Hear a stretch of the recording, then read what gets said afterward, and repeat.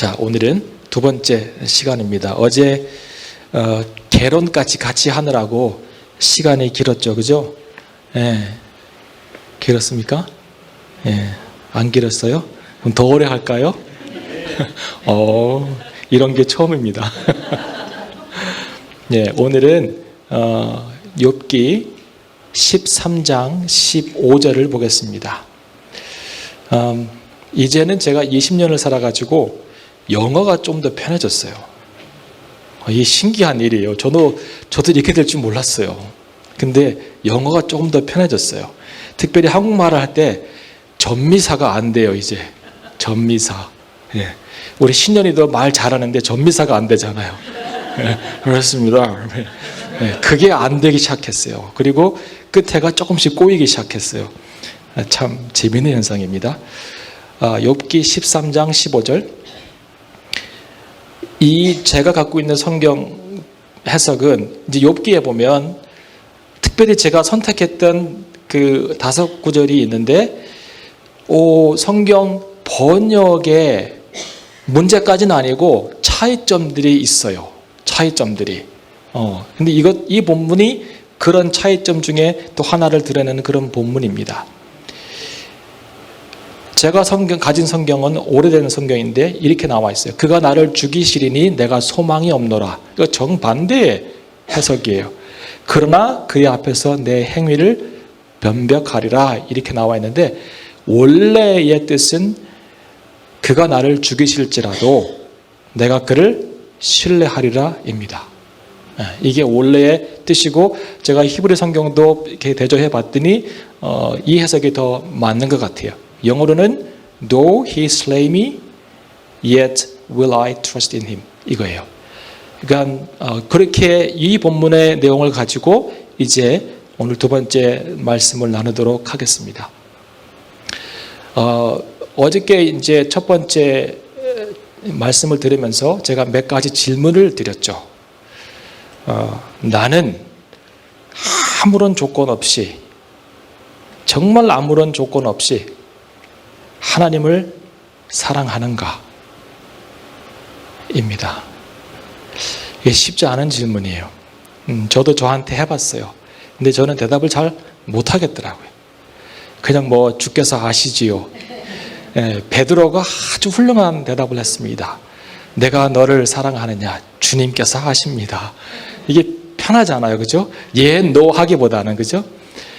주님께서 아시죠. 그런데 대답하기 아주 쉽지 않은 질문입니다. 두 번째로는 어저께 본문 안에 보면 삶의 경계를 나타내는 단어들이 몇 개가 나왔어요. 첫 번째로는 울타리입니다. 두 번째로는 가죽이에요. 제가 그랬죠? 우리 몸은 외피와 내피로 되어 있다고. 그게 고대 근동 사람들의 사고였다고. 그래서 울타리가 있고 내 영혼을 둘러싸고 있는 몸이 있고 그리고 내 영혼이 있어요. 이게 삶의 경계예요. 삶의 경계는 왜 중요하냐면 안정감을 주기 때문에 그래요. 삶의 경계가 없어 보세요. 울타리가 없어 보세요. 불안하잖아요. 누가 내 경계 안에 들어올 수 있잖아요. 그런데 이 삶의 경계가 하나씩 무너질 때 나는 여전히 하나님을 사랑할 수 있는가? 내가 가진 것을 하나씩 잃어버려 갈 때, 그리고 내 몸이 아파졌을 때, 그런 경계들이 무너질 때 나는 결국 하나님을 떠날 것인가? 아니면 여전히 하나님을 신뢰할 것인가? 이게 쉽지 않은 질문입니다. 그럴 때 나는 어떻게 할 것인가가 오늘 우리 두 번째 설교의 주제입니다. 2장의 마지막은 이제 욥이 악창이 생겨가지고, 여러분 악창이 뭔지 아세요? 아주 심각한 피부 질환이라고 생각하시면 돼요. 피부 질환 알아보셨어요? 네. 별로 없으신가 보네요. 제가 아마 초등학교 한 4학년, 5학년 때인가요? 원인을 모르는 피부병이 생겼어요. 근데 처음에 이렇게 수포가 하나씩 생기더니 막 온몸을 덮더라고요.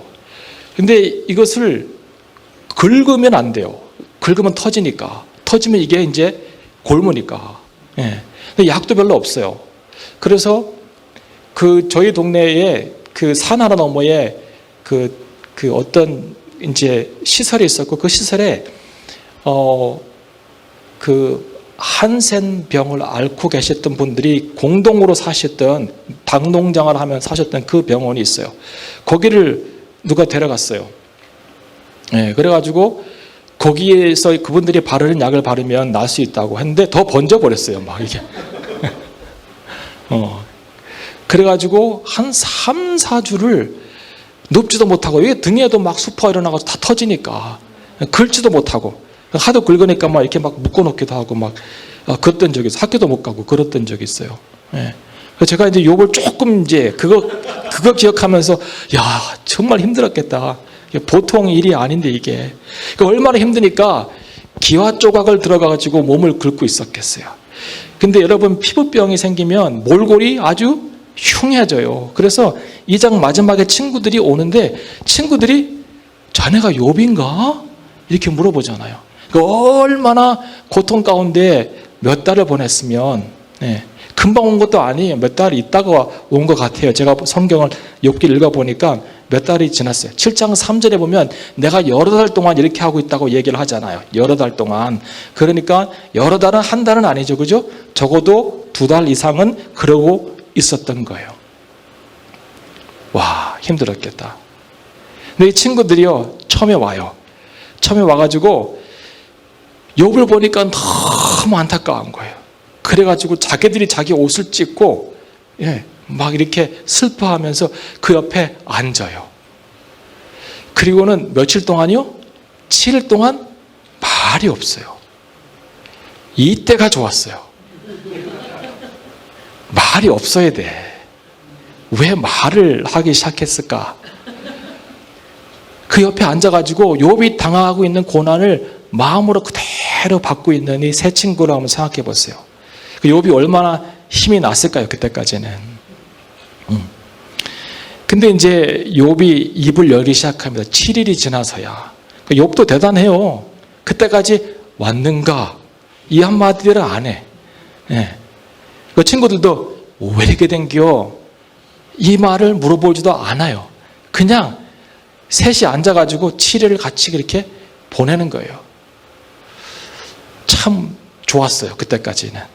근데 위로하러 왔던 욥의 친구들이 이제 자기들의 율법적인 기준으로, 도덕적인 기준으로 이 욥을 정죄하기 시작합니다.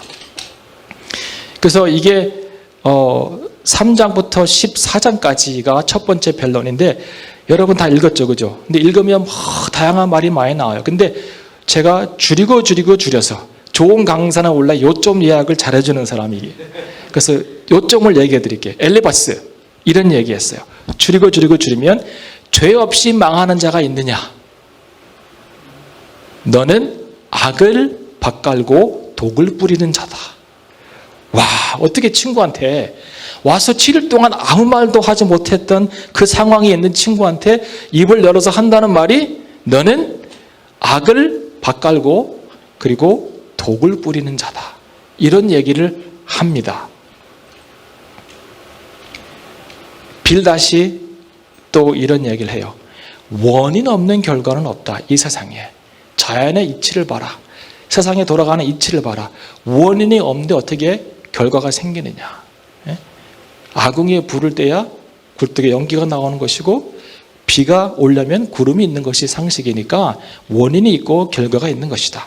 너와 내 자녀가 범죄하여서 심판을 받았다 라고 판결을 합니다. 하루아침에 네 10자녀들이 왜 죽었겠느냐, 그들이 모여서 뭐 했겠느냐, 이런 얘기 하는 거죠. 예. 그 다음에 소발인지 개발인지 하는 친구가 이런 얘기를 합니다. 하나님의 벌하심이 너의 죄보다 경하다. 어떻게 이런 말을 할 수 있어요? 그러므로 회개하라. 네가 당하고 있는 고난이 극심하긴 한데 네가 한 집보다는 경해. 와, 독하죠. 인간이 독해요. 독해요. 여러분, 성도가 고난을 당했을 때 이제 목회자든지 아니면 우리 같이 믿는 주의 형제 자매들이 위로하고 권면을 하고 이렇게 도와줍니다. 이게 목회적 돌봄인데, 목회적 돌봄을 영어로 뭐라고 하는지 아세요? 역시 pastoral care예요. pastoral care. 왜 pastoral cure라고 하지 않고 pastoral care라고 했을까요? cure는 뭐예요? 치료죠. pastoral care는 뭐예요? 돌보는 거예요. 하나님께서 우리에게 케어를 하라고 부르셨어요. 같이 공동체 안에.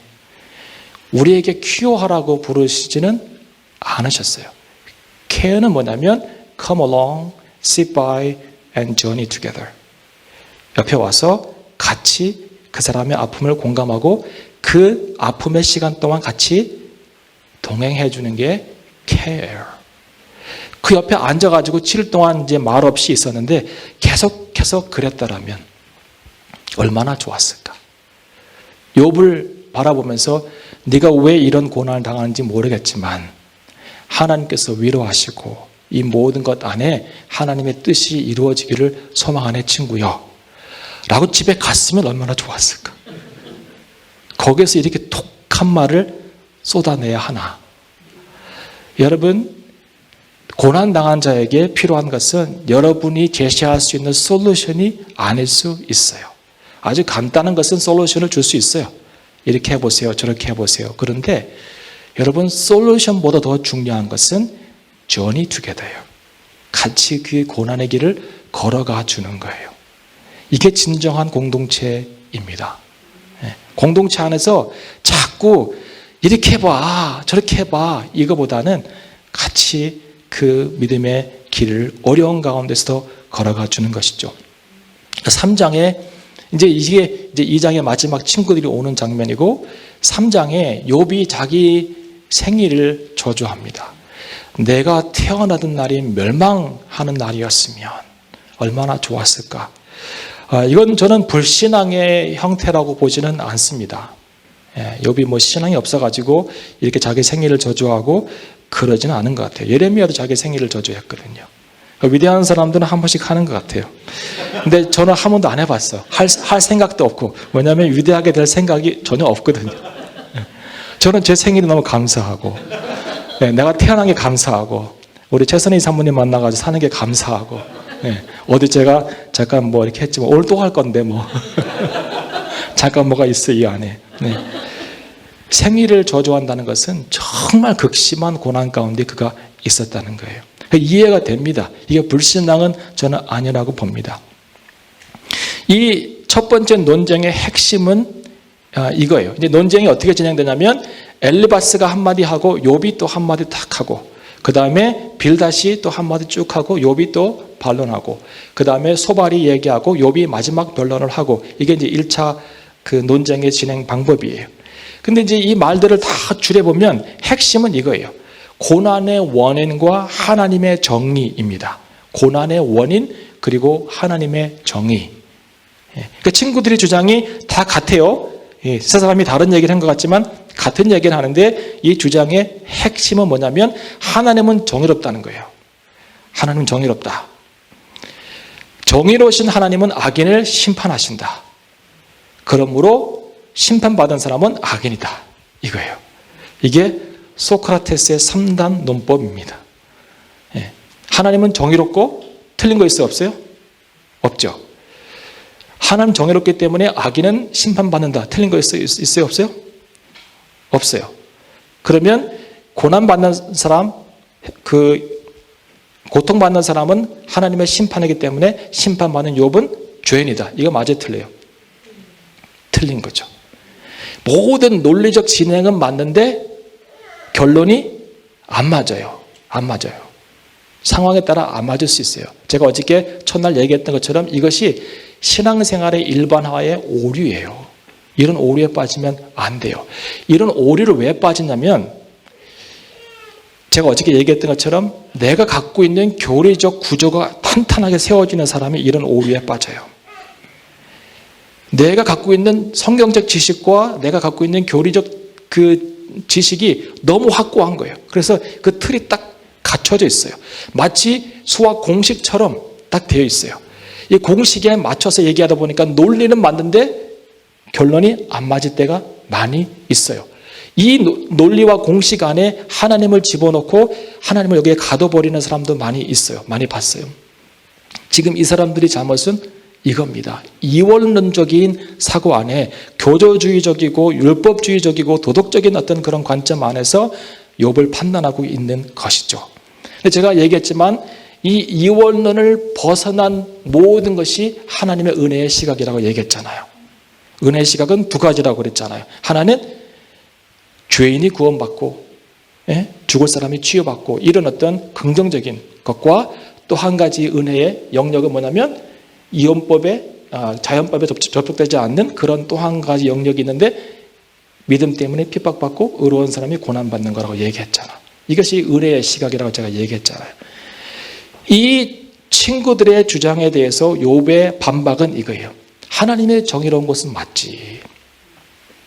근데 그 하나님의 정의를 우리 인간이 이해할 수 있냐 이 말이에요. 하나님이 정의로우신데 그 정의를 실현해 가시는 방법에 대해서 네가 알 수 있냐 이 말이에요. 네가 알 수, 내가 알 수 있느냐? 모른다는 거예요. 그래서 의로운 사람이 고난받을 수도 있고 악한 자가 잘 될 수도 있다는 얘기를 계속 하는 거예요. 세상을 봐라. 세상을 봐라. 친구들아, 눈을 들어봐라. 왜 저렇게 악한 자들이 잘 되냐? 오늘 밤에 제가 그 얘기 할 거예요. 악한 자들이 왜 잘 되는? 악한 자들이 잘 되는 것을 보면 하나님의 정의는 반드시 살아있지만 하나님의 정의를 실현하는 방법 안에서는 다른 것이 있을 수 있다는 거예요. 그러므로 나는 의롭지만 고난받는다고 이야기를 하고 있어요. 누가 옳은 거예요? 욥이 옳은 거죠. 자, 이 상황 안에서 욥은 세 가지의 고난에 빠져 있어요. 첫 번째로는 그가 잃어버렸던 모든 삶의 경계가 무너진 것. 그리고 자기 몸까지 망가져가지고 고통 가운데 있는 것. 너무 억울하잖아요. 억울한 마음이 안 드세요? 욥의 이야기를 보면 인간적으로 너무 억울하잖아요. 제가 제일 못하는 게 억울함을 참는 거예요. 저는 진짜 억울한 걸 못 참아요. 진짜. 제가 어제 그랬죠. 저희 아버지가 장명의 소질이 있다고. 그래서 제 이름을 귀천이라고 이렇게 해놨다고. 근데 제가 이제 누나가 있고 여동생이 있는데 누나 이름은 예순이에요. 왜 그랬을까를 물어봤더니 얼마 전에 물어봤어요. 아버지 왜 이름을 다 이렇게 줬어요? 그랬더니 이제는 뭐 친구 같아요. 제가 막 농담도 많이 하고 예전에는 농담을 못했어요. 말을 못하게 하시니까. 우리 아버지가 군대를 제대하시고 그 시골 동네에 그 군대를 못 가고 방위병으로 있는 사람들을 이렇게 훈련시키고 다스리는 경비대장, 지역 경비대장이었는데 그걸 오래 하셨어요. 군대 물이 안 빠졌어요. 겨울에 추운데도 새벽에 6시만 되면 창문을 열어요. 우리 자는데. 어메, 진짜. 일어나라는 거죠. 일어나라는 거죠. 하여튼 그랬어요. 아버지 아파요. 오늘 학교 못 가겠어요. 가서 죽어 이놈아. 가서 죽으면 어떻게 해요? 살아야지. 네, 그런 분이 있었어요. 왜 그 당시는 이제 물어보지도 못하고 사는 거예요. 그냥 같이. 근데 요즘에 이제 그분도 이렇게 힘이 빠지시고 자주 우시더라고요. 이렇게 눈물도 훔치시고. 저희가 방문했다가 돌아오는 때가 되면 그날부터 아침에부터 계속 밖에 나가서 한참을 돌고 오세요. 그 마음을 삭히느라고. 예. 그럼 앉아있다가 이렇게 한번 하셨다 또 나가세요. 그래서 한참을 돌다가 또 와가지고 근데 그런 거 보면서 아 이분이 이제 늙어가시는구나. 그 생각이 들었어요. 근데 왜 이제 농담도 하고 하니까 왜 우리 이름을 이렇게 줬어요? 그랬더니 첫 번째 태어난 딸은 예순인데 예의 바르고 순하게 살라고. 근데 우리 누나가 예의 바른데 순하지는 않아요. 우리 누나가 동네 싸움닭이었어요. 근데 주로 아줌마들하고 싸웠어요. 나 때문에. 그러니까 나랑 내 친구들이랑 노는데 우리 엄마는 밖에서 일을 하시니까 우리 누나가 나를 대신해서 엄마들이랑 싸워준 거야. 내가 우리 누나 싸울 때 봤어요. 그런데 우리 누나가 한 번도 반말을 안 해요. 아주 존댓말을 탁탁탁 막 하면서 말로 그 아줌마를 이렇게 공격하는데 아줌마가 울더니 독한 년 하고 갔어요. 그러니까 예의는 바른데 순하진 않아요. 예, 그런 게 우리 누나고. 내 동생은 더 웃겨. 효순이에요. 효순이. 이름이. 효도하고 순하게 살라고. 근데 얘는 순한데 효도하지는 않아요. 너무 재밌죠? 그래서 하여튼 누나가 이제 중학교로 올라가고 여동생이랑 저랑 이제 같이 초등학교에 다니는데 국민학교에 다니는데 걔가 1학년 때고 제가 이제 5학년 때여서 4살 차이니까 엄마가 아침에 너가 오빠니까 동생 준비물을 사주라고 그 당시에 5,000원을 줬어요. 큰 돈이에요. 그래서 이제 학교 앞에 문구사에서 제가 준비물을 사가지고 학교 교보제를 사가지고 동생을 주고 동생한테 너 가방 등 대 해서 동생의 이제 등을 딱 보여주니까 제가 가방 문을 열고 나머지 거스름돈을 넣어놨다고요. 그 안에. 예. 그리고 이거 지퍼를 닫고 가 오빠가 넣었어 하고 이제 동생은 학교에 갔고 저도 학교에 하루 종일 재밌게 놀고 저는 집에 일찍 안 갔어요. 엄마가 없으니까. 그래서 축구하고 뭐 산을 돌아다니고 별거 다 하다가 이제 저녁에 갔는데 엄마가 보자마자 저를 막 때리는 거예요. 보자마자 묻지도 않아. 예전에는 묻지마 폭력이 가정에도 있었어요. 묻지도 않아. 그냥 뭐 작대기만 보이면 때리는 거예요. 그래서 한참 맞았어요. 왜 이러나 우리 엄마가. 예. 뭐 일상에 있는 일이니까 별로 그렇게 놀라지는 않았는데 그래서 나중에 들어봤더니 동생의 돈이 사라진 거예요. 가방 안에 돈이 없었어요. 거스름돈이. 뭐 한 1,000 얼마 될 거예요. 그런데 그거를 없다고 때리면서 네가 썼지 이놈아. 이제 그 놀래요. 엄마 놀래는. 근데 저는 그걸 안 건드렸거든요. 실제로 넣었어요. 내가 그래서 너무 억울한 거야 이게. 사랑도 못 받는데 너만 게 아셨어? 여기서 내가? 그 생각을 하고는 그 밤에 집을 나가려고 제가 뛸 수 있는 만큼 뛰었어요. 진짜 너무 억울해가지고. 그 억울한 마음에 그냥 그 밤에 보이지도 않는데 그냥 내가 이 집을 나가리라 이제. 5학년 때에. 여긴 소망이 없다. 예. 차라리 새엄마가 낫겠다. 예. 그 생각하고 막 뛰기 시작했는데 마침 우리 집에 살던 사촌형이 고등학교 사촌형이 그걸 보더니 저를 따라와가지고 잡아서 제가 집에 들어갔지 안 그랬으면 제 자존심 때문에 아마 그때 집 나갔을 거예요. 짜장면 배달하고 막 그랬겠죠. 어디서. 너무 억울했어요. 너무. 그러니까 억울함을 못 참는 성격이에요 제가. 그래가지고 한 며칠 지났는데 그게 억울함이 풀렸죠. 제 동생의 친구가 다른 애가 그 가방을 여는 걸 봤대요.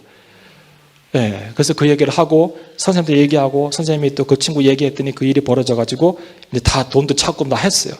근데 억울함이 풀어졌으면 그러면 사과를 해야 될 거 아니에요. 엄마가. 사과를 안 해.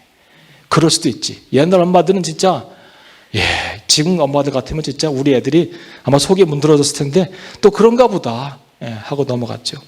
근데 이 억울함을 못 참는 게 오래 갑디다. 지금도 그래요. 지금도. 왜냐면 이제 우리는 부부간에 싸운 적이 없어요. 제 생각일 수 있지만 그렇죠, 그죠? 우리는 싸운 적이 없어요. 근데 이렇게 막 서로 안 맞는 것을 확인할 때는 있어요. 아, 그랬잖아. 아니야. 이랬잖아. 아니야. 이랬잖아. 아니야. 이랬잖아. 막 이게 부부간에 흔히 있을 수 있는 일이에요. 근데 지금도 저는 하늘나라 가면 비디오를 보고 싶은 게 몇 가지가 있어요. 지금도. 하나님 그때 그거 좀 틀어주세요. 내가 너무 억울해가지고 못 살겠어요. 네.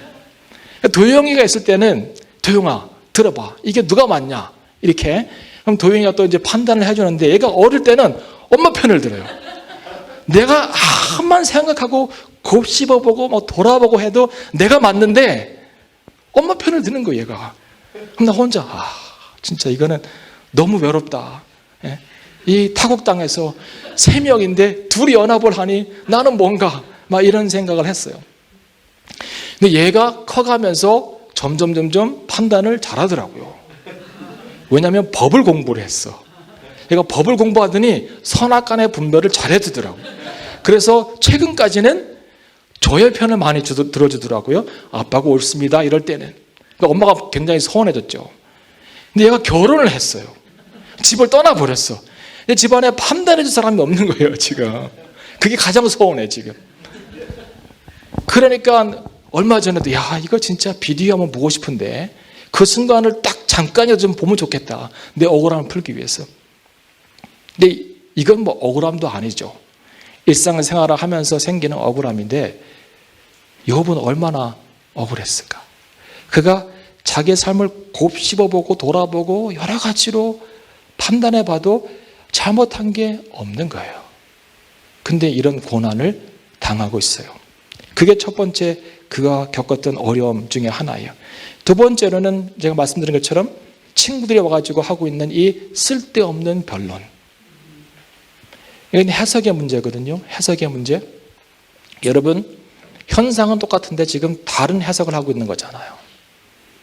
욥이 고난당한 현상이 딱 있는데 그 현상을 바라보면서 다른 시각으로 해석을 하다 보니까 한 부류의 사람들은 욥이 악인이기 때문에 죄를 졌기 때문에 고난을 받는다고 얘기하고 있고 욥은 내가 아직 어렵지만 고난을 받고 있다고 얘기를 하고 있는 거예요.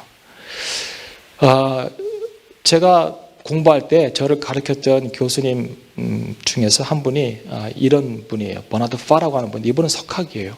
세계적인 석학인데 저한테 항상 그랬어요. You have to understand what is going on beyond what is going on is going on. 이 말이 뭔지 아세요? You have to understand what is going on beyond what is going on. 너는 현상에 집착하지 말고 현상 밑에 무엇이 진행되고 있는지를 볼 수 있는 눈을 가져야 돼. 그래야 박사학위를 끝낼 수 있어. 그 얘기예요. 우리가 항상 현상에 집중할 때가 있어요. 그 현상에서 원인을 찾아가지고 해석을 할 때가 있어요. 그런데 적어도 그리스도인이라면 현상 밑에 어떠한 원인들이 있어서 이런 일이 벌어지는지를 바라볼 수 있고 분석할 수 있어야 돼요. 그게 올 때까지는 입을 좀 다물어야 돼요. 제가 뭐 존경하는 사람도 많지 않고 좋아하는 사람도 많지 않은데 리차드 오스머라고 하는 사람이 있어요. 그 프린스턴의 학자예요. 프린스턴 대학의 학자인데 이 사람이 네 가지의 원리를 얘기했어요. 적어두시면 좋을 수 있어요. 여러분의 인생을 살아가면서 어떤 일을 만나거나 어떤 상황 닥쳤을 때 이 네 가지를 통과해 보면 그러면 길이 나옵니다. 첫 번째, 질문을 잘해야 돼요. 첫 번째는 What is going on? 지금 뭐가 진행되고 있지? 이것을 그 사람의 용어로는 descriptive task라고 해요. 묘사를 해보는 거죠. 지금 어떤 일이 벌어지고 있나? 정확하게. 그래서 이 단계가 지금 내 삶 가운데 무슨 일이 벌어지고 있나를 정확하게 묘사를 할 수 있다면 두 번째 단계로 넘어가는 거예요. 그래서 what is going on? 무엇이 진행되고 있습니까를 넘어서서 다음 단계는 why is it going on? 왜 이런 일이 벌어지고 있는가를 분석을 해봐야 돼요. 쭉 내 삶 가운데. 이것을 interpretive task라고 해요. 해석의 단계죠. 그 세 번째 단계는 이게 끝났으면, 이게 정확하게 잘 끝났으면 그러면 다음 질문이 뭐냐면 what ought to be going on rather than what is going on. 지금 진행되는 거 말고 진행되었어만 하는 상황이 뭔가를 생각해 보는 거예요. 이것을 normative task라고 그래요. 규범적인 단계라고 그래요. normative task. 이게 끝났으면 마지막 질문이 뭐냐면 What should I do to change my situation? 그러면 내가 할 일이 무엇인가? 이 단계에서 무엇이 진행되고 있는가? 왜 이런 일이 벌어졌는가? 이런 일이 벌어지는 것 말고 반대적으로 얼터너티브하게 진행되었어야만 했었던 그 이상적인 방향은 무엇인가? 이걸 알았다면 그러면 이상적인 방향으로 가기 위해서 나는 무엇을 해야 되는가? 이 네 가지를 항상 인생에서 질문하라고 그래요. 참 좋은 것 같아요. 근데 이게 우리한테는 맞을 수 있지만 욥한테는 안 맞아요. 안 맞아요. What is going on은 있어요. 지금 내 삶 가운데 무엇이 진행되고 있는가는 있는데 Why is it going on? 이 질문에 대답을 못하기 때문에 앞으로 나아갈 수 없는 상황이에요. 근데 친구들의 문제가 뭔지 아세요? 이미 자기들의 시나리오 안에 이 네 가지를 다 만들어 놓은 거예요. 고난이 왔어요. 죄 때문에 그래요. 이상적으로는 이런 죄를 짓지 말고 잘 살아야 되는데 죄가 있기 때문에 심판을 받은 거예요. 그러므로 당신이 할 일은 회개하는 거예요. 이 사이클 가지고 지금 욥의 친구들이 욥을 계속 공격하고 있는 거죠. 근데 욥은 두 번째 단계에서 진행이 안 되는 상황 가운데 있기 때문에 너희들이 나를 괴롭게 하지 말라는 거예요. 지금 이 해석의 문제예요. 그래서 이 상처가 있어요. 그럴 때 상처를 받는 거예요. 나는 내 문제가 해결이 안 됐는데 지금 왜 이런 일이 벌어지는지 아직 해석이 안 되는 상황 가운데 이미 이걸 다 돌려가지고 얘기하는 사람들이 말을 할 때 상처가 돼요. 상처가 돼요. 내가 갖고 있는 이 사이클이 정확하다고 할지라도 이 사람이 준비가 안 됐으면 아직 얘기하면 안 돼요. 관계 안에서, 부부 관계 안에서도 그렇고 부모 자녀 관계 안에서도 그렇고 얘가 이 두 번째 단계를 못 넘어가고 있잖아요. 욥은 넘어갈 수도 없어요. 원인이 없기 때문에. 거기서 상처가 막 되는 거죠. 상처가 되는 거예요. 그리고 세 번째 어려움은 뭐냐면 이 모든 일 속에 고난 가운데 이 엄청난 변론 가운데 침묵하고 숨어 계신 하나님이 욥은 힘든 거예요. 욥이 이런 얘기를 해요. 10장 19절에 이런 말을 해요. 나는 순전하지만, 나는 죄가 없지만 내가 어찌 지혜 많고 힘이 강한 하나님을 재판장에 세우겠는가. 멋있는 얘기 하잖아요. 재판장에 뭘로 세우는 거예요? 증인으로. 하나님 다 보셨으니까. 그분이 피고라고 생각하지는 않을 것 같아요. 그런데 적어도 증인 정도로 재판장에 서서 왜 이런 일이 벌어졌는지 당신이 알고 있으니까 얘기 좀 해주세요라고 할 수 있지 않겠습니까? 그 침묵하시는 하나님, 숨어 계신 하나님에 대해서 지금 심통이 나 있는 거죠. 왜 말씀하지 않으실까? 자, 이런 굉장히 힘든 상황 가운데 보세요. 보통 힘든 게 아니에요. 삼중고를 겪고 있는 거예요. 이 상황 가운데 욥이 1차 논쟁에서 최후 변론하는데 그 최후 변론 안에 이 오늘 본문이 들어가 있어요. 그가 나를 죽일지라도 나는 그를 신뢰하리라. Though he slay me, yet will I trust in him. 이 보통 고백이 아니잖아요. 이 모든 상황 가운데 내가 겪고 있는 이 엄청난 삼중고의 어려움 가운데 내가 있지만 그러나 나는 하나님이 이 모든 상황 가운데서 나를 설령 죽이실지라도 나는 그를 신뢰하리라. 여러분 삶 가운데 하나님이 어떤 일을 행하시든지 간에 여러분 신뢰의 끈을 놓지 않을 믿음이 있습니까?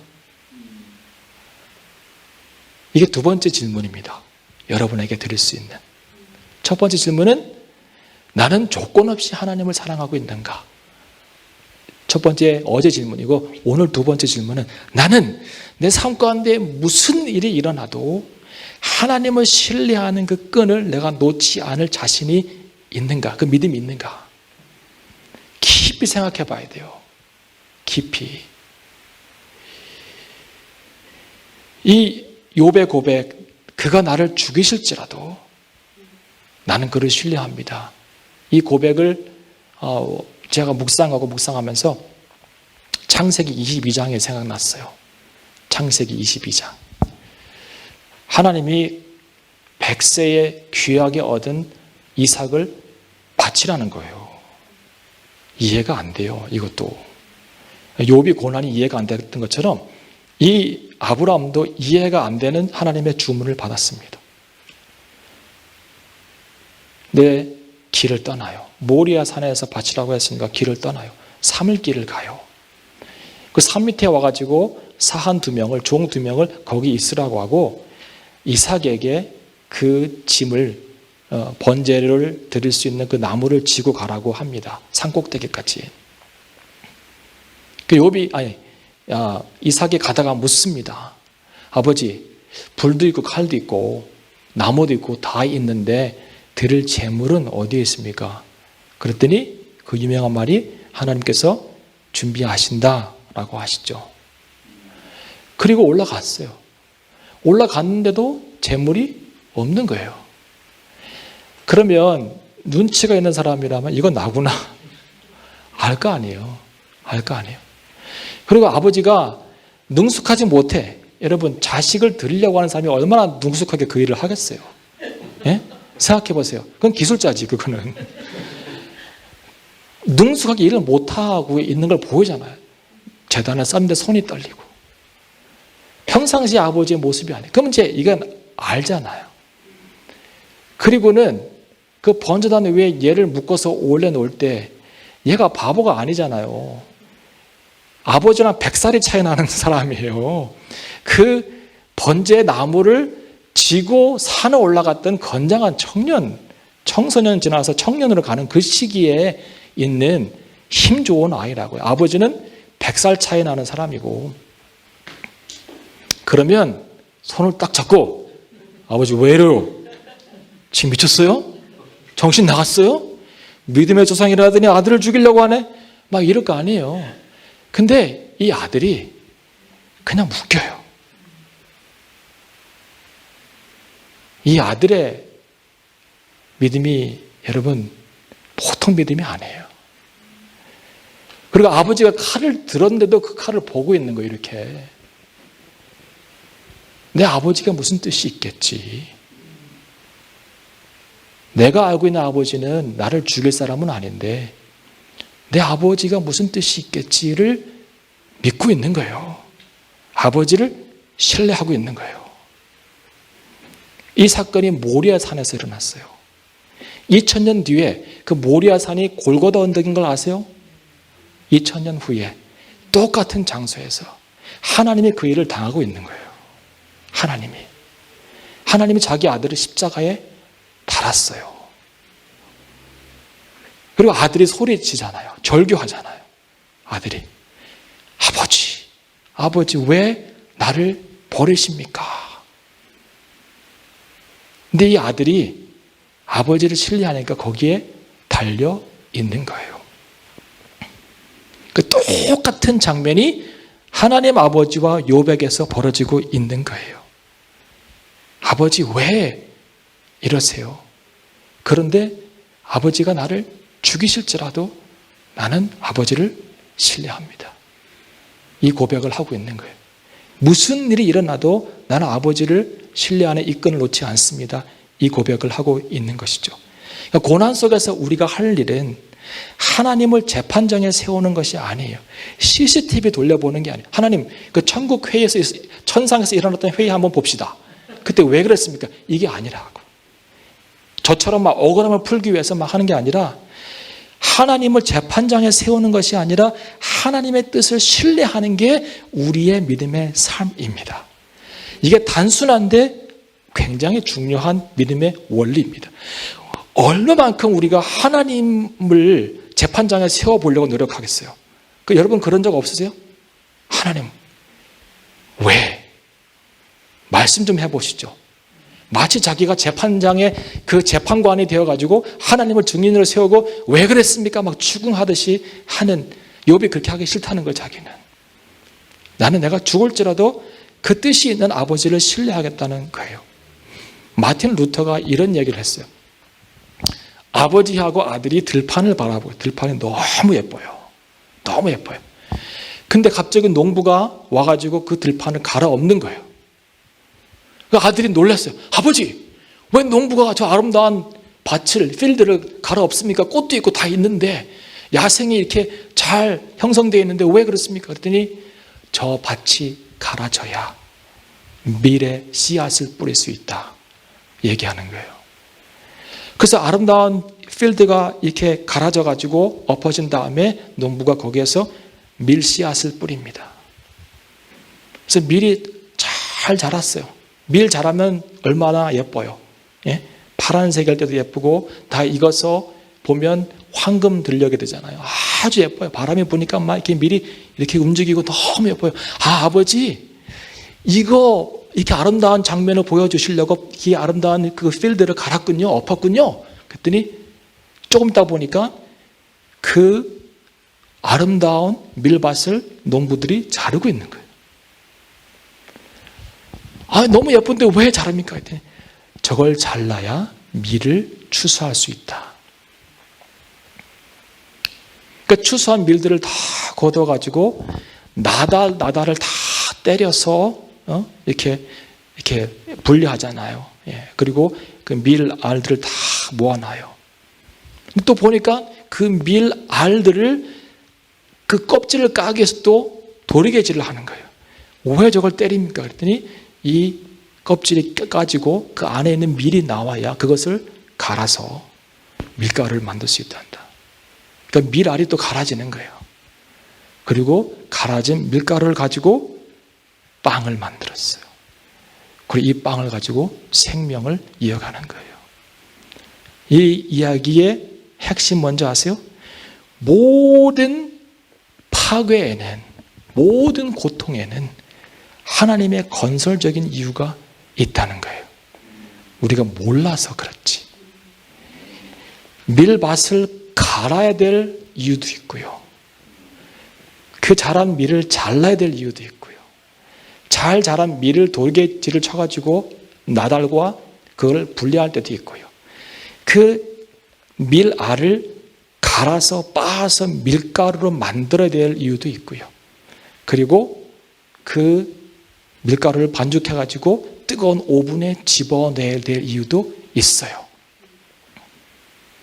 그 이유를 모르면 그 파괴의 원인만 바라보고 현상만 바라보면서 우리는 하나님의 뜻을 이해하지 못할 수도 있겠죠. 우리의 삶의 고통도 궁극적으로 하나님의 선한 계획 안의 일부라고 믿으십니까? 오늘 내가 겪고 있는 이 아픔, 어려움, 절망적인 상황, 고통, 이 모든 것들도 하나님의 선한 계획 안에 하나의 지점이라는 거예요. 예. 그 유대인들이 600만 명이 아우슈비츠에서 죽어갈 때 질문이 하나님 어디 계십니까? God, where are you? 이거였어요. 생각해 보세요. 그 가스실에서 수많은 사람들이 매일 죽어가는 거예요. 그러면 하나님을 믿는다고 했던 하나님 백성들이 그렇게 죽어갈 때 왜 이 질문이 안 나오겠어요? 하나님 어디에 계십니까? 어디에 계십니까? 왜 고통받는 당신의 자녀들을 돌아보지 않습니까? 여기에 대답하시는 사람은 아무도 없어요. 제가 이 원인을, 이게 신정론이라고 하거든요. 하나님의 sovereignty, 이것을 찾아보려고 뭐 아무리 책을 뒤져봐도 시원하게 이래서 하나님께서 허락하셨구나라고 하는 대답을 주는 책이 없었어요. 하나님 거기 계셨다, 이게 최고의 대답이에요. 그분도 울고 계셨다, 이게 최고의 대답이에요.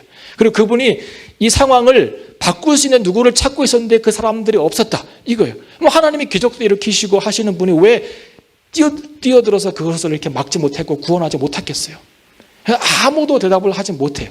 이건 하나님만 알고 있는 대답이에요. 우리가 이해할 수 있는 수준이 안 돼요. 해석을 한다고 해봤자 결과론적인 해석이에요. 이랬기 때문에 이랬구나라고 하는 해석밖에 못해요. 그 해석 중에 하나가 이거예요. 한 랍비가, 제가 그랬잖아요, 유대인의 관점으로 욥기를 보고 싶다고. 이제 그러면서 공부를 해봤더니 랍비가, 미국에 있는 한 랍비가 이런 얘기를 했어요. 여러분, 결과론적으로 보면 1948년에 이스라엘이 세워지는데 그 엄청난 유대인들의 희생이 없었으면 이 나라가 세워지지 못했을 거예요. 나라를 세우려고 할 때 전 세계적으로, 특별히 유엔이 보니까 이 유대인들의 고통이 너무 극심했던 거예요. 너무 처절한 아픔과 어려움과 고통을 겪었어요. 그래서 나라를 세운다고 할 때 누구도 반대할 수 없었던 거예요. 엄청난 많은 사람들이 희생을 당했기 때문에 이걸 반대하면 그 나라는 나쁜 나라가 되는 거예요. 그래서 유엔이 그것을 승인해주고 1948년에 나라가 세워집니다. 뭐 이게 그러면 여러분 이해가 되세요? 나라 하나 세우려고 600만 명이 죽어야 되는 거예요? 이것도 근사한 해석은 안 돼요. 그렇지만 결과론적으로 보면 그럴 수 있겠다 하는 생각은 들어요. 그러니까 결론은 뭐냐면, 그런 역사적인 사건이 진행되고 아니면 내 개인의 삶 가운데 벌어지고 있는 많은 일들을 보면 해석이 안 되고 이유가 안 돼요. 어떻게 이유를 찾을 수도 없어요. 그런데 한 가지 분명한 것은 하나님의 선한 뜻이 이 안에 있을 수 있다는 거예요. 그래서 하나님을 신뢰하는 그 신뢰의 끈을 내려놓으면 안 됩니다. 욥기의 목적은 고난의 이유에 대한 해답을 찾는 게 아니에요. 그럼 저는 개인적으로 어저께 해답을 드렸지만 왜 그가 고난을 받았는지, 하나님의 의를 이루기 위해서 고난을 받았어요. 그런데 욥기의 기본적인 목적은 고난의 이유에 대한 해답을 찾는 책이 아닙니다. 이 목적은 고난 속에서도 하나님에 대한 신뢰를 잃지 않는 거예요. 이게 끝날 것이냐 안 끝날 것인가의 문제가 아니고, 내가 인내하면 축복이 오겠지, 이 문제가 아니고, 고난이 지속된다고 한들 내가 하나님을 믿는 그 신뢰하는 것을 끊지 않겠다고 하는 것이 목적입니다. 끝까지 하나님을 믿고 가는 것. 하나님은 이해의 대상이 아니고 하나님은 믿음의 대상입니다. 여러분, 어떤 분이 그러더라고요. 시험 볼 때 처음부터 1번부터 25번까지 쭉 풀어갑니까? 아니면 아는 것부터 풀어가세요? 아는 것부터 풀어가잖아요. 1번이 막혔는데 그거 가지고 실험하고 있으면 빵점 맞습니다. 빵점. 내가 아는 것부터 막 풀어가는 거예요. 근데 2번하고 7번이 나중에 보니까 해결이 안 돼. 그럼 다시 올 수 있잖아요. 그 자리에. 그래도 안 되면 찍는 거야, 이제. 그거 내는 거죠. 찍어서 맞으면 감사하고 틀리면 틀렸구나 생각하고 하면 되잖아요. 신앙생활도 비슷한 것 같아요. 신앙생활도. 내가 모르는 것을 굳이 알려고 막 거기서 시간 보낼 필요가 있어요? 없어요? 없어요. 믿고 넘어가는 거예요. 내가 이해되는 것부터 믿고 진행되는 거예요. 나중에 그 자리에 와보면 와, 이제 이해가 된다. 이제 나중에 와보면 돼요. 그래도 이해 안 되면 그냥 또 가. 그래서 나중에 또 와보는 거예요. 아, 이래서 죽을 때까지 이해 안 되면 하늘나라 가서 물어보면 되는 거예요. 여기에 묶여 있으면, 여기에 스톱되어 있으면 믿음의 진전이 없어요. 다시 말하면 욥기의 메시지는 이해가 돼서 믿는 것이 아니라 믿음으로 이해해 가는 거예요. 두 가지 종류의 사람이 있어요. 하나는 unbelieving seeker가 있어요. seeking unbeliever.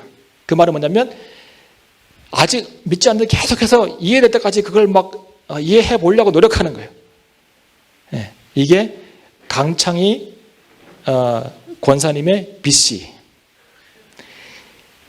아직 못 믿겠어. 이해하려고 뭐 성경도 보시고 뭐 다른 책도 보시고 뭐 설교도 들어보시고, 저분이 저보다 박윤선 목사님의 설교를 더 많이 들었을 거예요. 남포교회. 이번에 오기 전에 저분하고 이제 몇 번 그 욥기에 대해서 대화를 했는데, 오, 고수예요. 그래서 제가 권사님 강사하시죠? 제가 그랬어요. 대단하신 분이죠. 그런데 이게 저분의 BC예요. BC, Before Christ. 이해가 되면 믿어보려고. Unbelieving seeker. 근데 우리는 believing seeker가 돼야 돼요. believing seeker. 믿으면서 알아가는 거죠. 믿으면서 알아가는 거예요. 이해가 돼서 믿는 거라면, 여러분, 아들을 이 땅에 보내서 그 아들을 십자가에 못 박는 하나님이 이해가 되세요? 이해가 되십니까? 솔직히 안 돼요. 믿으니까 이해가 돼요. 근데 이해하려고 치면 이게 믿어집니까? 안 믿어져요. 안 믿어져요. 복음은 이해가 돼서 믿는 게 아니라 믿음으로 이해하면서 가는 거예요. 주님 오실 때까지. 오늘 우리가 하박국의 찬양을 불렀어요. 오직 의인은 믿음으로 말미암아 살리라. 근데 하박국을 이렇게 읽어보시면 1장에 하박국의 질문을 해요. 하나님, 이 땅에 이렇게 불의가 많은데 왜 내 목소리는 듣지 않으시고 기도는 듣지 않으시고 이 불의를 해결하지 않고 하나님의 정의는 어디 있습니까? 막 기도해요, 하박국이. 근데 이 대답에 대해서 하나님 뭐라 그러세요? 그래, 이스라엘 내가 바라보니까 너희가, 유다가 보니까 불의하다, 정말. 그래서 내가 너희를 심판하려고 바벨론을 부를 거야. 그랬어요. 또 화가 났어요, 하박국이. 아니, 우리보다 더 악한 불의한 저 바벨론을 불러다가 우리를 심판하신다고요? 말도 안 됩니다, 하나님. 그런 얘기를 막 하잖아. 그때 하나님이 뭐라 그러세요? 그 이유는 이런 거야. 이게 아니라 오직 의인은 믿음으로 말미암아 살리라. 오직 의인은. 내가 하고자 하는 일에 그것을 다 이해하려고 하지 말고 너는 오늘 나를 믿는 믿음 안에서, 나를 신뢰하는 믿음 안에서 서 있어. 이 얘기를 하는 거예요, 하나님이. 뭘 다 이해하려고 그러세요. 하나님의 뜻을 다 이해 못해요. 가끔씩은 이해가 돼요. 조금씩은 이해가 돼요. 그런데 이해할 수 없어요. 제가 그랬죠? 하나님의 뜻과 우리의 뜻은 하늘과 땅 차이라고 어저께 이사야 55장 통해서 말씀드렸잖아요. 하늘과 땅 차이를 어떻게 극복하겠어요? 극복 못해요. 하나님이 자신을 계시하셔가지고 적극적으로 우리에게 보여주지 않는 한 우리는 알 수 없다. 다 알 수 없다. 부분적으로 알 수 있지만 다 알 수 없다. 그렇기 때문에 그분을 그냥 신뢰하는 것이 좋다. 이 말입니다. 바벨론이 올 거야. 이 얘기를 들은 다음에 하박국이 이런 얘기를 해요. 내가 너무 두렵습니다. 하나님. 너무 두렵습니다. 그의 표현에 하면 이거예요. 창자가 흔들리고 가만히 있는데 막 창자가 막 흔들리는 거예요. 두려우니까. 왜냐하면 바벨론이 보통 잔악한 사람들이 아니에요. 그 사람들이. 그러니까 창자가 흔들리고 입술이 떨렸다. 입술이 막 떨리는 거죠. 이렇게. 예. 내 뼈는 썩이는 것이 들어왔고 내 뼈를 녹이고 썩이는 어떤 것이 들어와서 막 내 뼈가 녹는 것 같은 그런 두려움을 느끼는 거예요. 그리고 내가 내 처소에서 떨었도다. 이 얘기를 해요. 굉장히 겁나는 거죠. 이 두려움은 왜 생기는 걸까요? 제가 말씀드렸던 것처럼 삶의 경계가 무너질 것을 보는 거예요. 국경의 경계가 무너지고 우리 마을의 경계가 무너지고 우리 가정의 경계가 무너지고 내가 죽을 수 있기 때문에 이 경계가 무너지는 그 순서를 보면서 그리고 그들이 얼마나 잔악한 사람들이 알기 때문에 이 경계는 금방 무너질 것이고 그러면 나는 안전한가? 안전하지 않다는 생각이 드니까 두려운 거예요. 삶의 경계. 그런데 여기서 끝나지 않아요. 뭐라 그래요? 그렇지만 제가 성경에서 제일 좋아하는 단어가 nevertheless예요. 그럼에도 불구하고 이 하박국이 뭐예요? 하나님을 찬양하잖아요. 무화과 나무잎이 마르고 포도나무 열매가 없으며 논밭에 식물이 없고 외양간에 소가 없고 우리의 양이 없고 이 말이 뭐예요? 내가 모든 것을 상실해 갈지라도 내 삶의 경계가 하나하나씩 무너져 간다고 할지라도 난 여호와로 인하여 즐거워하리로다. 난 여호와로 인하여서 즐거워하리로다. 이게 하나님에 대한 신뢰가 역사를 주관하신 하나님이 내 하나님이라고 하는 신뢰가 없으면 이게 가능한 일입니까? 가능하지 않죠. 하나님께서 이 모든 상황 가운데 내 발을 사슴과 같게 하사 나로 저 높은 곳에 다니게 하시리라. 하나님에 대한 신뢰가 없으면 절대로 고백할 수 없는 이야기를 지금 하박국이 하고 있는 것입니다. 삶의 경계가 무너지는 게 중요한 게 아니라 그 속에서 여전히 하나님을 신뢰하는 믿음을 유지하는 게 중요합니다.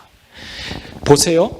욥기는 하나님께서 하셨던 천상회의 2번으로 시작합니다. 1장, 2장에 하나님의 천상회의가 나오고 사단과 대화가 나오잖아요. 그런데 이사야서 6장에 보면 또 다른 천상회의가 있습니다. 6장에 한번 펴보세요. 이사야 6장.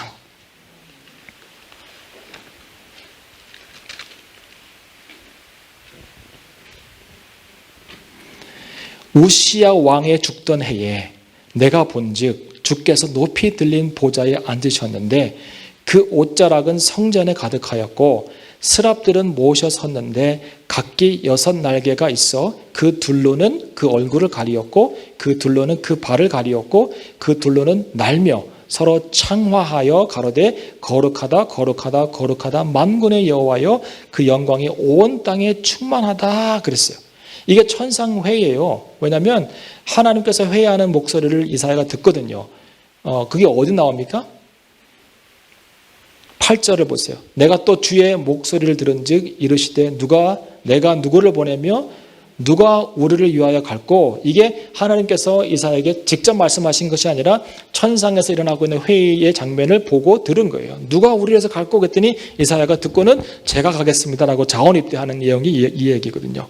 그러니까 6장은 지금 천상회의의 또 다른 장면이 나오고 있어요. 성경에 천상회의가 많이 나오지 않는데 이제 여기가 또 하나의 장면입니다. 이 천상회의에 보면 재미있는 것이 있어요. 이사야가 뭘 보냐면 보좌에 앉으신 하나님을 보는 거예요. 주께서 보좌에 앉으셨어요. 여러분 보좌는 어떤 것인가요? 보좌는 세 가지 상징이 있어요. 하나는 통치. 모든 통치가 왕이 앉은 보좌에서 나오잖아요. 통치. 두 번째는 심판. 세 번째는 영광. 그러니까 하나님의 통치와 하나님의 심판과 하나님의 영광이 있는 그 보좌가 있는데 그 보좌에 앉으신 하나님의 옷자락에 성전까지 내려와서 가득한 거예요. 여기서 여러분 뭘 우리가 배워야 하냐면 하나님께서 천상에서 회의하시지만 이것이 천상에서 이루어지는 일이 아니라 이 땅 가운데 하나님의 통치와 심판과 영광이 연결되어 있다는 거예요. 하나님의 통치와 하나님의 심판과 하나님의 영광, 이 모든 것들이 하나님의 주권인데 이 하나님의 주권이 이 세상의 모든 영역 가운데 다 연결되어 있다는 거예요. 이걸 믿으셔야 합니다. 단순히 역사뿐만 아니라 여러분의 개인의 삶 가운데 가정 안에도 하나님의 통치와 심판과 영광이 연결되어 있습니다. 그분의 주권이 미치지 않는 것은 없습니다. 6장이 우시야 왕이 죽던 해라고 시작하고 있어요. 왜 이 얘기를 했을까요? 왜 이 왕이 죽는 것을 얘기하고 있을까요? 우시야 왕은 어떤 왕입니까? 우시야 왕은 여러 전쟁에서 승리했던 큰 왕입니다. 예. 어떻게 보면 유다를 다윗 이후에 크게 번성시켰던, 솔로몬 이후에 번성시켰던 그런 왕이었어요. 아주 역사 속에서 나오기 힘든 그런 왕이었습니다. 물론 마지막에 문둥병에 들긴 했지만 굉장히 정치적으로나 군사적으로나 이런 부분에서 굉장히 훌륭한 왕이었어요. 그 훌륭한 왕이 전쟁에서 승리하고 나라를 강성하게 했으며 경제적인 번영과 건축 활동을 활발하게 했던 이 엄청난 권세 있는 왕이 죽었어요. 그래서 사람들이 하는 말이 이제 우리 유다의 운명도 끝났다고 얘기할 수 있어요.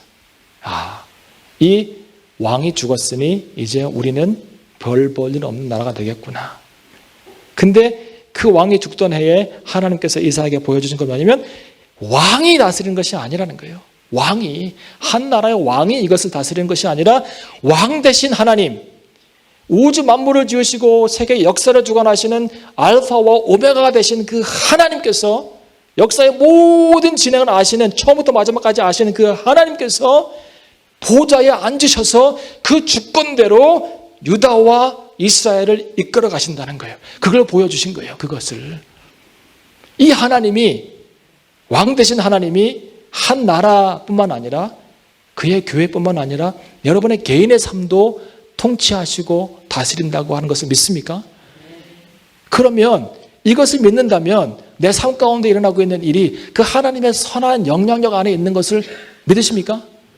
그것이 내가 보기에 좋은 일이든 좋지 않은 일이든 그건 아직 나의 판단이고 내 삶 가운데 일어나는 모든 일들이 하나님의 선하신 주권 가운데 일어나고 있다고 하는 것을 믿어야 돼요. 그러면 신뢰의 끈을 놓지 않을 수 있습니다.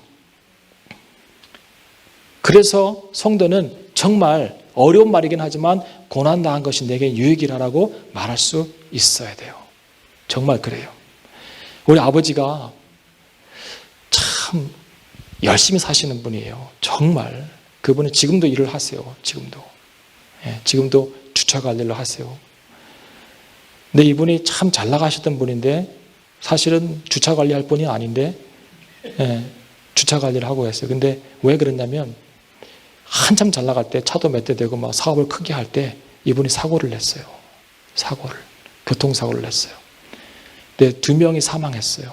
우리 아버지가 냈기 때문에 우리 아버지가 가해자예요. 본인도 병원에 8개월을 누워 계셨어요. 큰 대수술을 머리에 몇 번 하시고 제가 병원 갈 때마다 지금도 기억나는 것은 오른쪽 다리 왼쪽 다리를 다 천장에 매달아가지고 다리를 쇠로 끼워가지고 천장에 매달아서 그렇게 계셨어요. 여기는 다 붕대로 감고 8개월을 사시가 돌아가실까의 경계선에서 몇 번 계시다가 결국은 사셨어요. 하나님의 은혜로. 근데 집안이 풍지박산났죠. 다 팔았어요. 완전히 숟가락 하나 남지 않고 다 망해버렸어요. 그냥 다 가져갔어요. 누가 오더니. 난 딱지가 그렇게 많이 붙은 집은 진짜 처음 봤어요. 다 붙었어요. 다 가져갔어요. 있는 거 다 털어갔어요. 그리고 어머니가 주소를 하나 주더라고요. 너 학교 끝나면 여기로 오라고. 그래서 갔더니 집을 못 찾겠어요. 이 주소로 오라고 이사 간다고 하고. 그래서 이 집인가? 라고 하는데 이건 아닌 것 같아.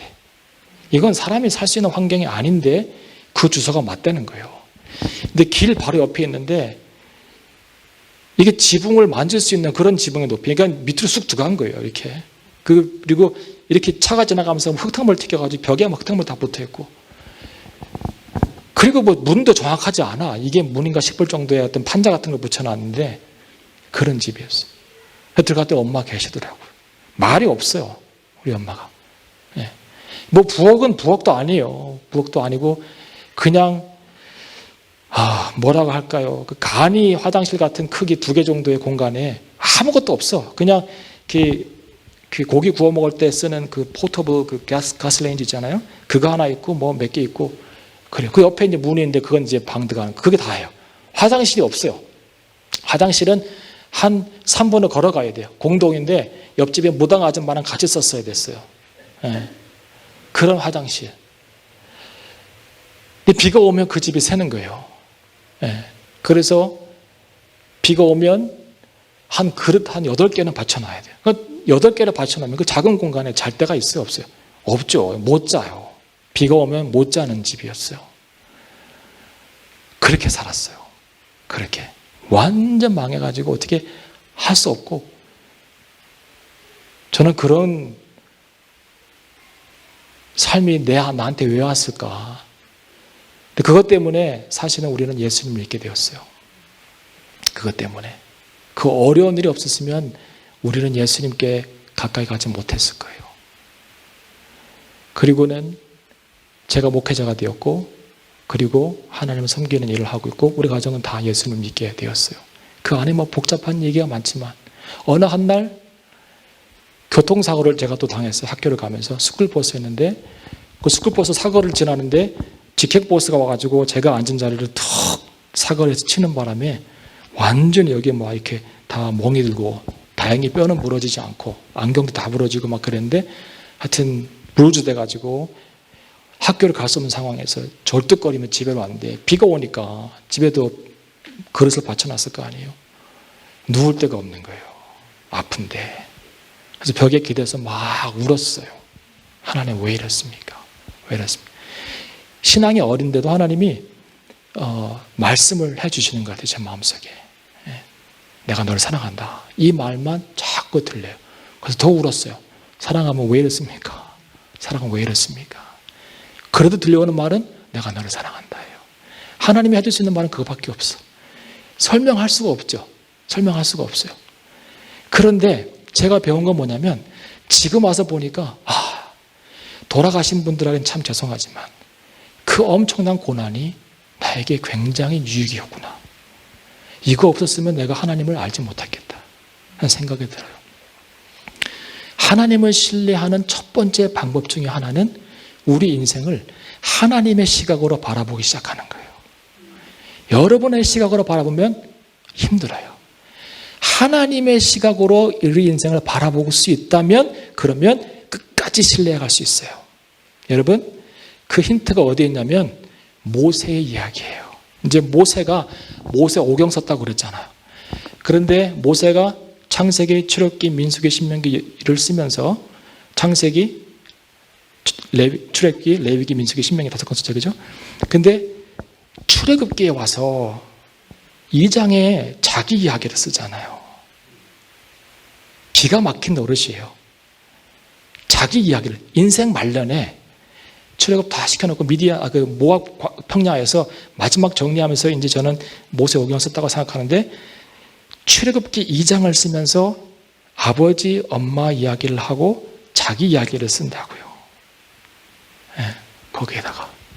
근데 그 엄마 이야기를 자세하게 설명하는데, 어머니가 태어난 3개월 아들을 바구니를 만들고 거기다가 역청을 칠해서 그 사랑하는 아들을 그 바구니에 넣고 떠내려 보내는 이야기를 해요. 이거는 어떻게 이야기를 할 수 있을까요? 어떻게?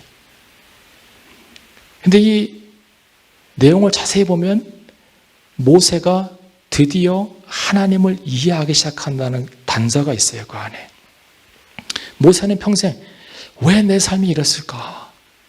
히브리 노예 가정에 태어나가지고 떠내려가는 그런 위기를 만났다가 건진받아가지고 애굽에서 왕자로 살다가 갑자기 또 광야로 가가지고 거기 40년 목자로 살면서 푹 인생이 썩는 것 같고 끝나는 것 같았는데 또 하나님이 부르셔가지고 이스라엘 백성들을 이끌고 나오는 이 힘든 출애굽의 과정을 하면서 왜 나는 이랬을까?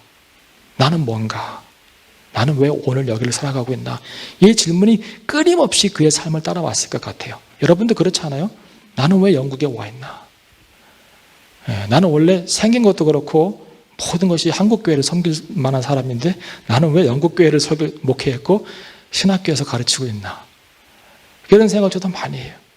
근데 그 결정적인 힌트가 뭐냐면 모세가 자기가 놓여졌던 그 갈대 상자를 뭐라고 부르냐면 히브리어로 테바라고 불러요. 테바. 이 테바의 뜻은 방주예요. 방주. 테바라는 단어는 성경에 딱 2번 나오는데 모세가 노아의 방주를 기록할 때 방주를 테바라고 했고 자기가 타고 있었던 작은 갈대 상자 하나를 테바라고 부릅니다. 둘 다 방주예요. 이 사이즈가 차이가 엄청나잖아요. 노아의 방주는 축구장 크기보다 더 크고 자기가 탔던 이 작은 것은 아기가 들어갈 만한 그런 바구니인데 이건 테바다라고 자기가 탔던 그 바구니를 방두다라고 얘기하는 거예요. 왜 그랬을까요? 왜?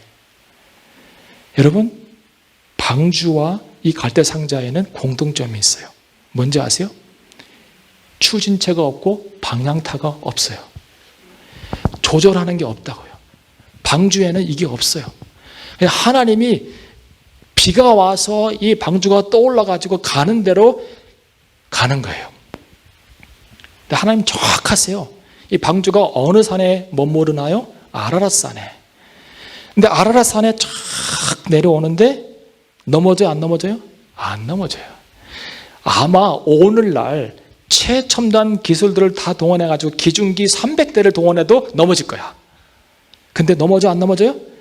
정확하게 내려서 좌로나 우로나 1%도 기울지 않고 정확하게 내리잖아.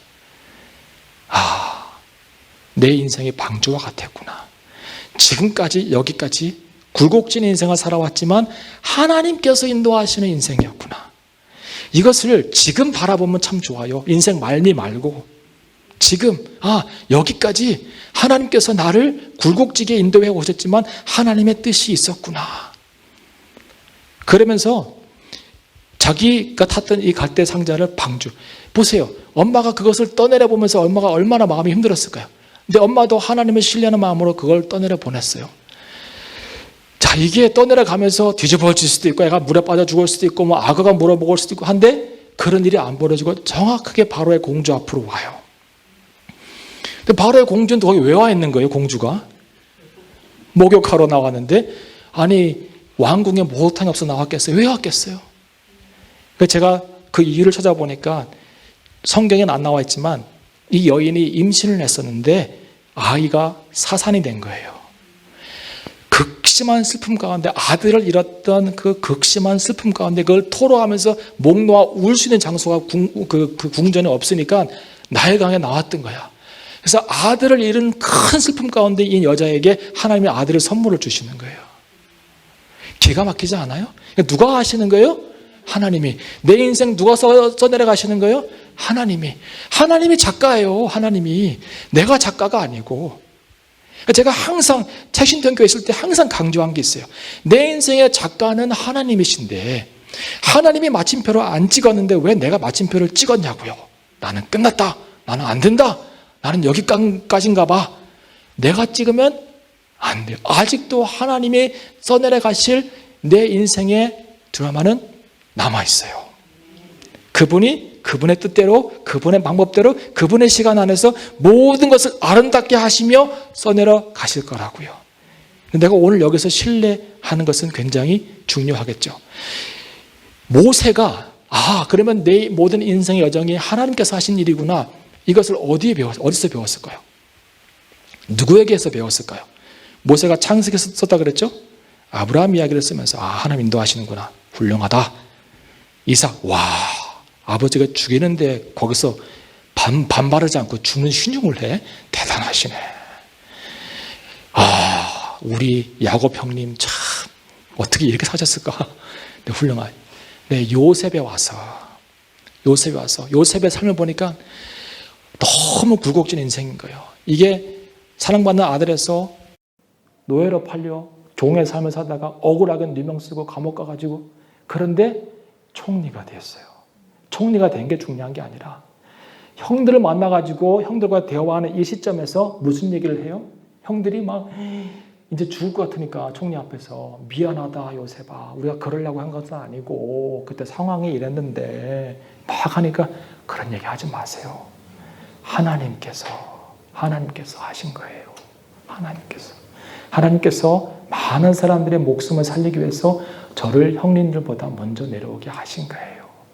하나님의 관점에서 보니까 원망도 없고 불만도 없고 모든 것이 해결되고 신뢰의 끈을 놓지 않게 되는 거예요.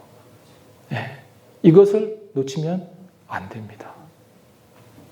그러니까 고난 가운데 있을 때 하나님의 주권을 신뢰하고 하나님의 뜻이 있겠지를 붙잡고 나아가는 거예요.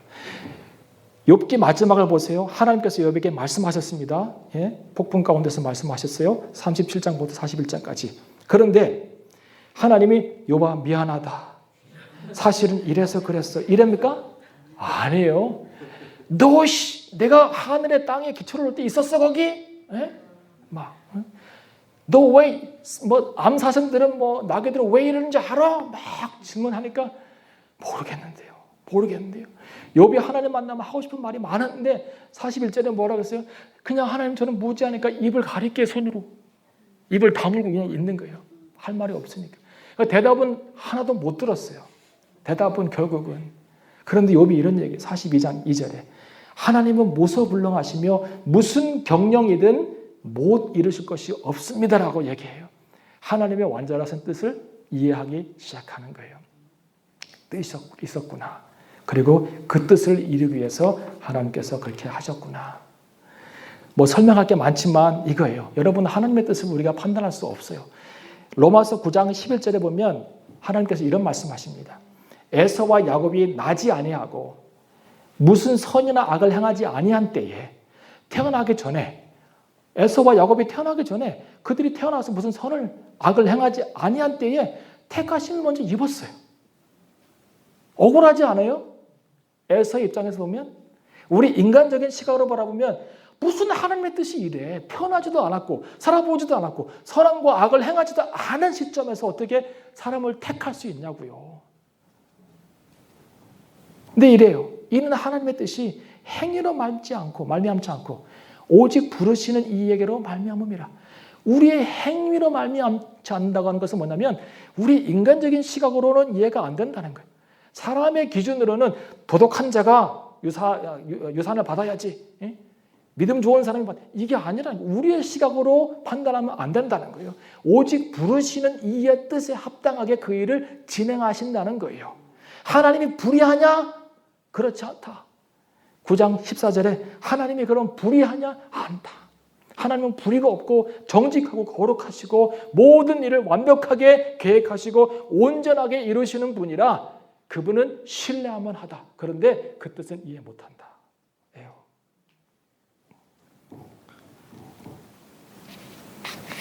어떻게 하시겠어요?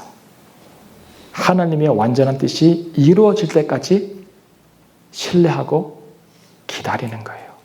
여러분, 신뢰한다는 뜻은 다른 말로 말하면 waiting for입니다. 기다리는 거예요. 신뢰하기 때문에 기다리는 거예요. 신뢰하기 때문에. 여러분, 왜 기다려요? 신뢰하기 때문에 기다리는 거예요. 그 사람은 신뢰하기 때문에 오늘 내가 기다리는 거예요. 신뢰하지 않으면 못 기다려요. 그러므로 고난 가운데 있을 때 무슨 일을 만나든지 하나님의 선하심과 인자하심과 그분의 일하심과 온전한 뜻을 믿고 그분의 뜻에 우리의 신뢰를 두어야 합니다. 야고보서 5장 11절을 보고 마치겠습니다. 야고보서 5장 11절.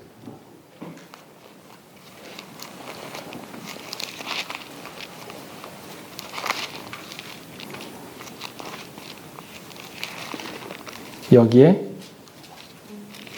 하나님이 이런 말씀을 하십니다. 보라, 인내하는 자를 우리가 복되다 하나니 너희가 욥의 인내를 들었고 주께서 주신 결말을 보았거니와. 자, 여기서 중요한 것은 수동태예요. 수동태. 욥이 만들어낸 결과를 보았거니가 아니라 주께서 주신 결말을 보았거니와. 결말은 누가 주시는 거예요? 하나님이. 우리가 하나님을 신뢰하고 그분을 기다릴 때 하나님께서 침묵하시고 숨어 계신 것 같지만 그분이 결과를 만들어 가십니다. 이 하나님이 만들어낸 결과를 보면서 사는 것이 신앙생활이에요. 이 결말을 보기까지는 많은 업앤다운스가 있고 굴곡이 있고 어려움이 있어요. 이 결말을 본 사람이 누구예요? 모세이고 요셉이에요. 그러니까 하나님의 시각에서 자기 인생들을 보기 시작할 수 있었던 거예요. 여러분, 낭망하지 마세요. 내가 오늘 이해 안 된다고 그게 문제는 아니에요. 이해할 수 없지만 여전히 신뢰하고 하나님을 믿고 나아가는 거예요. 그것이 우리의 삶에 필요한 부분입니다. 우리 기도하겠습니다.